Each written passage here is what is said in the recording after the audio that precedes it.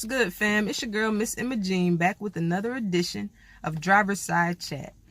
Today, I just want to talk to you guys about relationship management, how to manage those relationships that you have with the people around you, those interactions you have with the people in your world, and how to make that distinction between whether they're positive relationships or whether they're toxic.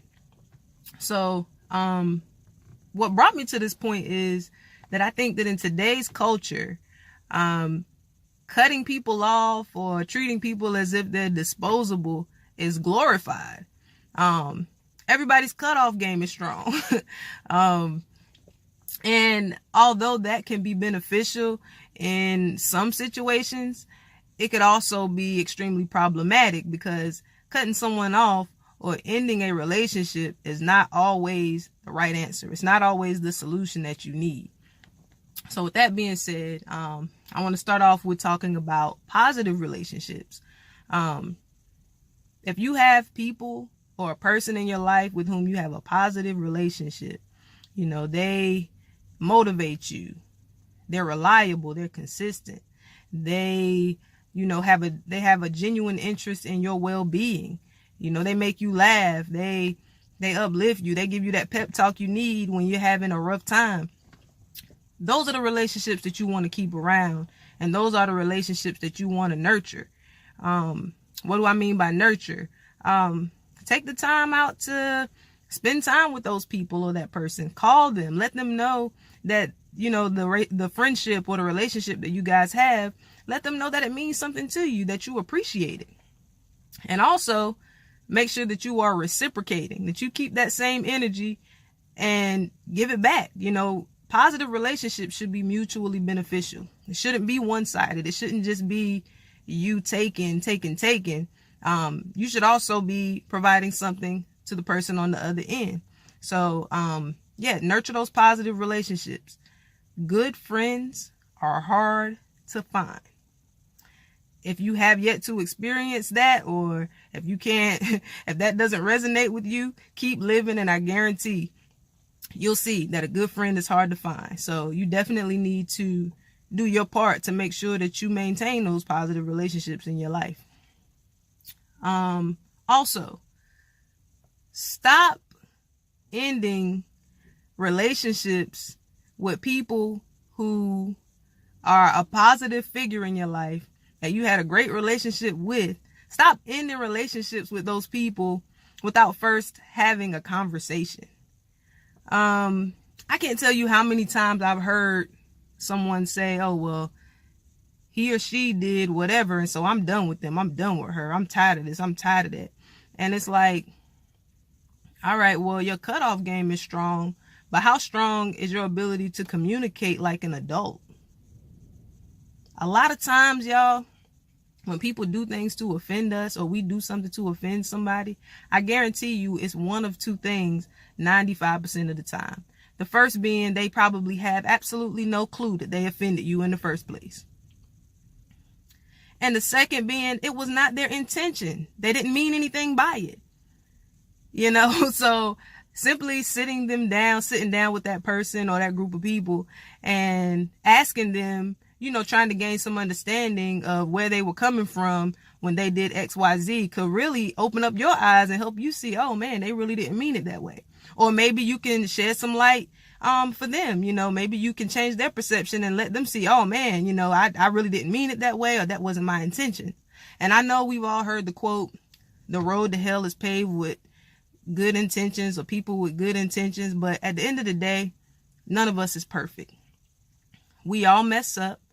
We all piss people off. People piss us off. We're not perfect. We're human beings and we're prone to mess up. That's just the way it is. And so let's handle people with grace. Let's be a little more understanding. Let's have those tough conversations, because if you can't even sit down and have a conversation, you're willing to throw away a whole relationship or a whole friendship over something you haven't even talked about. That says a lot about you as a human being. So let's check ourselves and do more to salvage and to maintain the relationships with the people who matter in our lives. Also, I want to talk a little bit about toxic relationships. Toxic relationships typically leave you, if you have somebody in your life who you interact with them or you talk to them or you go out with them and you're always left feeling drained or overwhelmed or disheveled, or they just do something to your spirit, it's a high probability that that relationship is considered toxic. Take inventory of that. I don't care who it is either. Let me just say this, okay? When it comes to my peace of mind,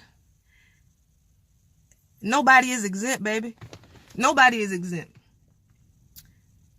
Cousin, sister, brother, boyfriends, girlfriends, husbands, wives, protect your peace from everybody.